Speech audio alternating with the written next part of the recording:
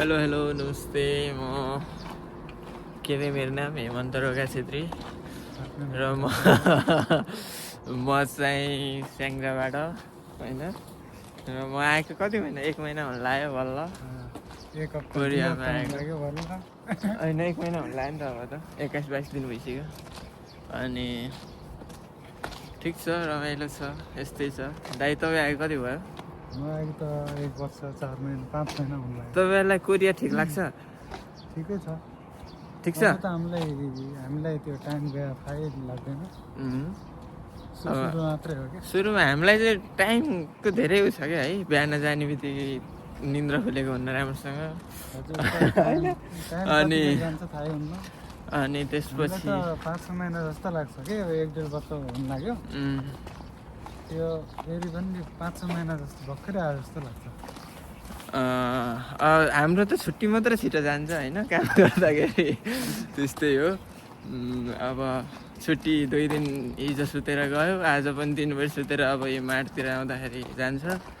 केटाहरू अगाडि पुगिसक्यो मलाई यो होइन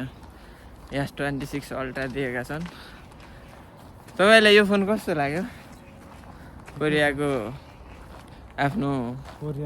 Korean brand S26 ultra Samsung होइन यस्तो छ रमाइलो छ होइन भाइहरूले दुःख देखाइन नि त अहिलेसम्म ठिकै छ हेरौँ पछि थाहा हुन्छ अहिले कहाँ थाहा हुन्छ त कुरा थाहै होइन हामीले नि अब केही चिनेको छैन त्यही सुत्न गाह्रो भयो अहिले होइन रमाइलो भइरहेको छ अनि हामी आएर कतिको रमाइलो भयो दाइ ठिकै छ होइन